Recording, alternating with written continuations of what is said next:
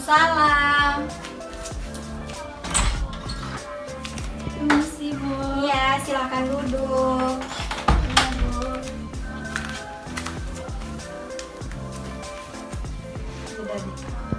Dan hari ini dengan Bu Bidalika.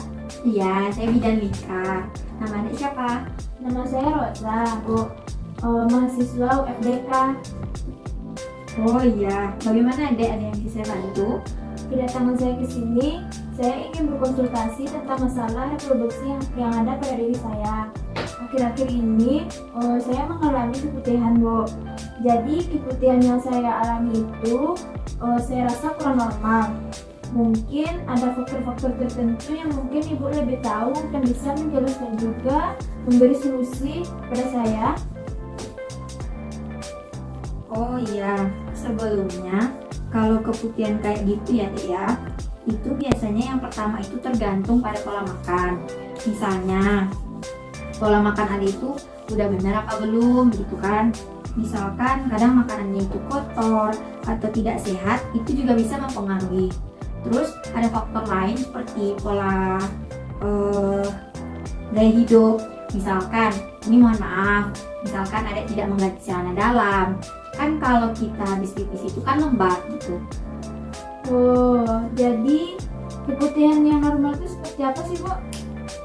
Jadi begini, keputihan yang normal itu dia itu seperti ingus, warnanya itu putih, bening juga, dan dia baunya itu tidak menyengat, dan itu elastis gitu. Nah, pada saat kita letakkan di jari, dia itu akan lengket. Nah, sedangkan keputihan yang tidak normal itu biasanya berwarna kuning dan baunya itu sangat menyengat gitu deh. Oh, jadi keputihan yang saya alami itu normal. Emang keputihan yang adik alami itu seperti apa ya? Jadi keputihan yang saya alami itu berwarna putih, seperti ingus dan elastis. Oh, seperti yang sudah saya jelaskan tadi.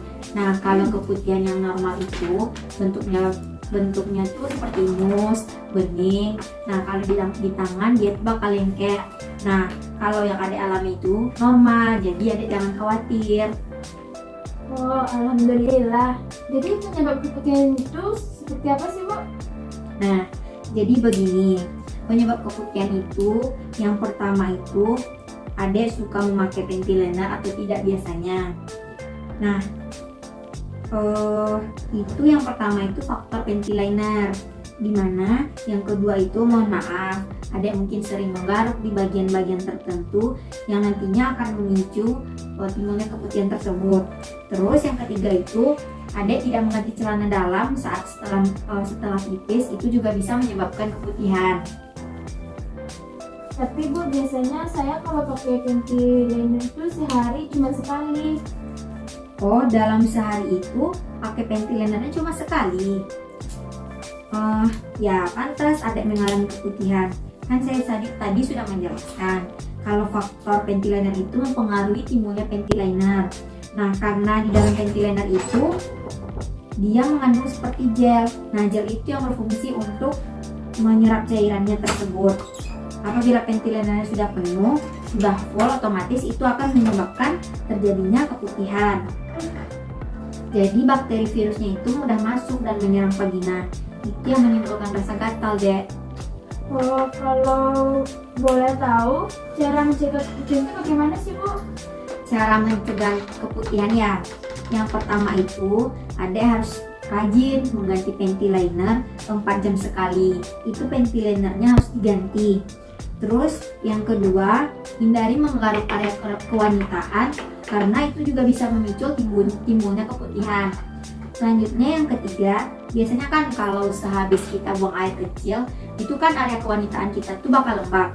Nah, kita setelah melakukan buang air kecil, biasanya kita menggunakan tisu untuk mengelapnya. Setelah itu adik juga harus memperhatikan pola makan adik. Yang paling penting yang harus adik ingat itu, adik harus banyak minum air putih dan rajin berolahraga. Oh iya, terima kasih ya Bu. sudah membantu saya mengatasi masalah pada diri saya. Mungkin kalau lain kali ada yang bisa saya tanyakan tentang reproduksi ke Ibu, saya bisa datang ke sini lagi, Bu. Oh, boleh sekali, Dek. Datang saja ya apabila ada yang perlu dikonsultasikan lagi. Oh iya, Bu. Terima kasih ya, Bu. Saya pamit dulu, Bu. Iya, sama-sama, Dek. Iya, Ibu.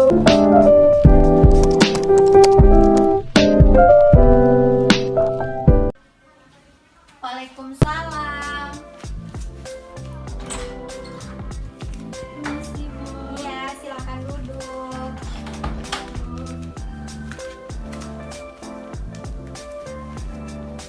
Iya, Bu Bidan. Terima kasih. Sebelumnya, saya Bidan Lika. Dengan Ibu siapa ya? Saya Roza, Bu Bidan. Oh, Ibu Roza. Sebelum saya menanyakan tujuan Ibu datang ke sini, saya izin menuliskan data Ibu dulu ya. Apakah Ibu bersedia? Sedia, Bu. Baiklah. Sebelumnya umur Ibu berapa? 50 tahun, Bu. Sudah tua ya, Bu. Tapi wajah Ibu masih terlihat muda loh. Ah, Bu Bidan bisa aja nih. Ibu jadi malu. Baik, Bu. Ibu tinggal di mana ya? Dekat kok, Bu, di Gereget. Wah, dekat ya, Bu. Kalau gitu sering-sering lah Bu main ke sini. Iya, Bu. Ah, nanti kesini mengganggu pekerjaan Bu Bidan lagi. Ah, Ibu bisa aja ya. Tidak lah, Bu. Masa iya mengganggu? Kan saya juga senang jadi nama-nama tetangga gitu. Terus pendidikan terakhir Ibu apa? Saya tamatan SMK, Bu. Oh, baiklah, Bu. Saya sudah selesai mendata Ibu. Sekarang saya ingin menanyakan apa keluhan yang Ibu rasakan sekarang. Begini, Bu Bidan. Kurang lebih dari 1 tahun ini haid saya kurang teratur, Bu. Kadang-kadang 2 bulan atau 3 bulan sekali. Bahkan kadang-kadang flek-flek saja, dan sudah 10 bulan terakhir ini saya tidak haid. Saya takut, Bu, kalau itu jadi penyakit bagi saya nantinya. Saya tuh juga takut ada kelainan pada diri saya. Sebetulnya apa sih, Bu, yang terjadi pada saya, Bu? Apakah Ibu merasakan gejala-gejala seperti susah tidur atau sering marah-marah? Iya, benar, Bu Bidan. Saya sering marah-marah tanpa alasan sekarang, dan juga merasa gelisah saat tidur. Dan kenapa payudara saya mengecil? Sebenarnya penyakit apa sih yang saya alami, Bu? Oh, begitu ya, Bu. Nah, jadi begini, Bu. Ibu kan sekarang usianya sudah 50 tahun. Begini, Bu. Dari gejala-gejala yang Ibu alami tersebut, itu menunjukkan bahwa Ibu tuh sudah memasuki tanda-tanda yang namanya masa menopause. Nah, masa menopause ini terjadi pada wanita dengan usia 40 sampai dengan 60 tahun gitu, Bu. Jadi Ibu termasuk dalam usia tersebut. Apa Ibu tahu atau apa Ibu pernah dengar apa itu menopause?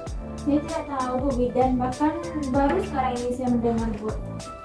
Oh, jadi gini, Bu. Menopause itu adalah berhentinya menstruasi dan kesuburan secara permanen yang biasanya itu terjadi pada tingkat lanjut usia perempuan, Bu. Apakah itu berbahaya, Bu Bidan? Tidak, Bu. Ini sering terjadi pada usia lanjut usia tersebut. Jadi Bu jangan khawatir. Oh, begitu, Bu. Iya, saya mengerti. Terus, Bu, tadi kan Bu Bidan bilang salah satunya itu haid yang tidak teratur, sering marah-marah, dan lain sebagainya, yang seperti yang saya alami tersebut. Kira-kira ada tanda-tanda lain lagi nggak sih, Bu Bidan? Banyak, Bu. Di antaranya yaitu kulit mengendur, rasa panas pada daerah kewanitaan yang menjalar ke tubuh lainnya, sakit kepala juga, kesulitan menahan BAK, nyeri pada vagina saat berhubungan seksual, memutihnya rambut atau seperti uban, dan osteoporosis atau pengeroposan tulang. Oh, begitu, Bu. Nah, Bu, tadi kan Ibu Bidan bilang kulit mengendur atau keriput. Itu salah satu tandanya ya. Memang apa sih, Bu, penyebabnya? Nah, jadi begini, Bu. Di bawah kulit kita itu kan ada lemak. Nah, ketika kita pada masa menopause, lemak di bawah kulit kita itu akan menghilang sehingga kulit menjadi keriput, Bu. Bu, kan juga sering tuh lihat orang-orang semakin tua akan memungkuk. Apa saya nanti akan begitu juga, Bu? Oh, tidak semua orang, Bu, akan terjadi pemungkukan. Bungkuk itu disebabkan karena osteoporosis atau pengeroposan tulang belakang, Bu. Bungkuk itu dapat dicegah kok, Bu. Ibu bisa mengkonsumsi makanan yang tinggi kalsium dan minuman susu yang mengandung kalsium. Jadi seperti itu, Bu. Apakah Ibu sudah merasa jelas dengan apa yang saya jelaskan tadi, Bu? Iya, Bu Bidan. Saya senang ternyata itu bukanlah suatu penyakit. Terima kasih ya, Bu Bidan. Iya, sama-sama Ibu Roza. Lain kali kalau misalnya ada keluhan lain Ibu ingin tanyakan, Ibu bisa kesini lagi. Iya, Bu Bidan. Kalau begitu saya pamit ya, Bu Bidan. Iya, Ibu. Assalamualaikum, Bu. Waalaikumsalam.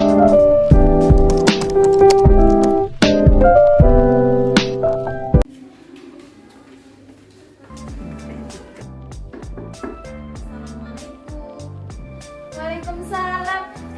Bu Lika, silakan masuk, Bu. Silakan.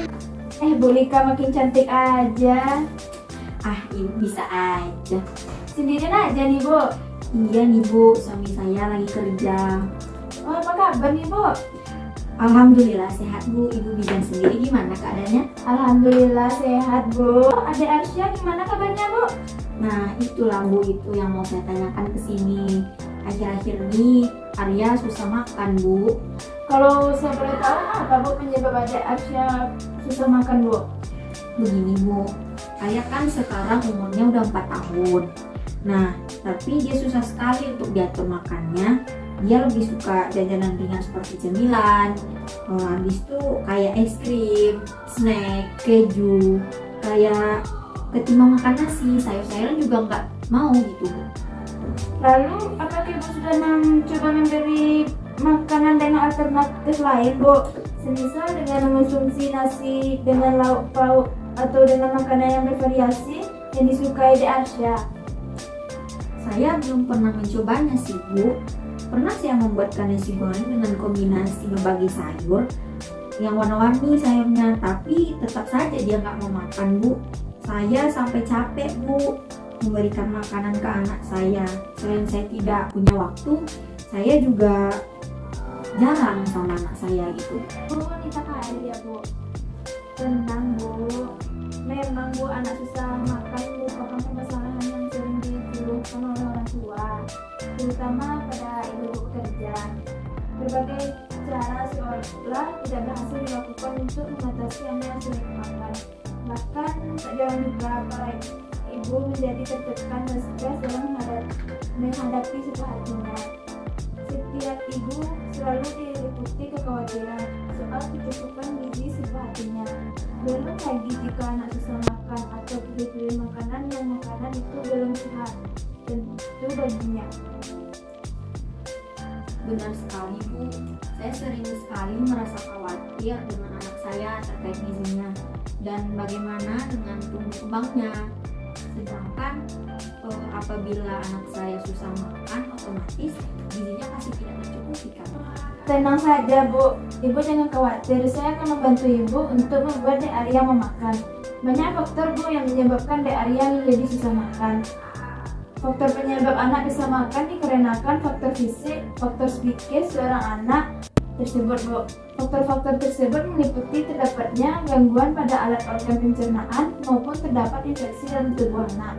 Sedangkan faktor psikis meliputi gangguan psikologis anak tersebut, seperti kurangnya perhatian, susah makannya, suasana makan yang kurang, atau yang kurang menyenangkan, tidak pernah makan bersama orang tuanya.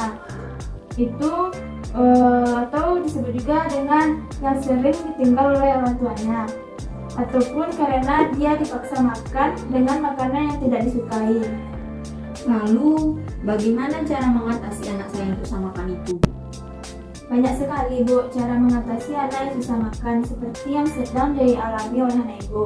Yang pertama, coba sajikan makanan yang porsinya sedikit. Yang kedua, sajikan dengan berbagai varian.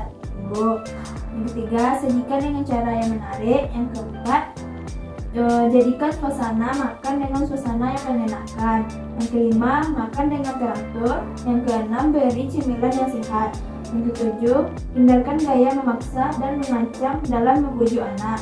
Yang kedelapan, libatkanlah anak ibu untuk menyiapkan makanan. Yang kesembilan, hindari memberi iming-iming makanan penutup sebagai hadiah. Yang 10, batasi pemberian minuman di sela-sela waktu makan. Jadwal pemberian makanan pada anak usia 4-6 tahun serupa dengan orang dewasa, Bu. Sebaiknya pada anak usia 4 tahun makan bersama anggota keluarga yang lain. Pada waktu makan mulai diajarkan cara makan yang baik dan jenis makanan yang bergizi atau yang bergizi tinggi secara perlahan-lahan namun pasti. Apakah dengan cara seperti itu bisa berhasil, Bu? Nanti anak saya banyak mau makan sehari atau 2 hari saja, lalu dia balik lagi seperti semula. Ibu coba terlebih dahulu ya saran yang saya berikan tadi. Berikan makanan ke adik Arya dengan berbagai variasi, Bu. Kalau bisa setiap hari ganti menu, tidak perlu yang bernilai tinggi, cukup dengan makan makanan yang sederhana seperti sayuran, daging sedikit dan lain, Bu. Yakin saja, Bu, cara ini akan berhasil hilangkan pikiran yang gagal itu, Bu. Oh, iya Bu Bidan, saya mengerti. Alhamdulillah kalau Ibu sudah mengerti. Tapi apakah Ibu bisa mengulangi secara singkat mengenai penjelasan saya tadi, Bu? Baik Bu Bidan, dengan memberikan makanan yang bervariasi kan Bu Bidan, seperti mengganti menu setiap hari kan Bu Bidan? Iya Bu, benar sekali seperti itu. Tapi menunya yang bergizi ya Bu, seperti sayuran, daging, dan lainnya, Bu. Apakah ada yang ingin Ibu tanyakan lagi, Bu? Oh iya Bu, seberapa penting gizi untuk anak saya tersebut? Apakah akan berpengaruh terhadap pertumbuhan dan perkembangannya, Bu? Begini, Bu, gizi pada anak sangat mempengaruhi untuk bertumbuh kembang seorang anak tersebut, Bu. Kenapa? Karena proses kematangan atau maturasi fungsi organ tubuh termasuk berkembangnya kemampuan mental, inteligensi seperti perilaku anak. Nah, untuk pertumbuhan organ tersebut, anak membutuhkan asupan nutrisi yang bergizi, Bu, seperti protein, vitamin, mineral, dan lain-lain. Baiklah Bu Bidan, saya akan mencoba terlebih dahulu. Terima kasih ya Bu Bidan atas saran-saran yang Ibu sudah berikan tadi. Semoga dengan cara yang Ibu sarankan tadi, anak saya bisa makan dengan teratur dan bisa memicu agar gizinya tercukupi gitu. Amin, Bu. Semoga cara-cara yang saya berikan tadi berhasil ya, Bu. Dan semoga Dek Arya bisa memulai makan makanan yang sehat yang bisa memicu pertumbuhan dan perkembangannya. Baiklah Bu, terima kasih sekali lagi ya Bu ya. Saya Iya, mohon Ibu. pamit ya Ibu. Iya, sama-sama Ibu Lika. Assalamualaikum Bu. Waalaikumsalam, Bu. Hati-hati, Bu.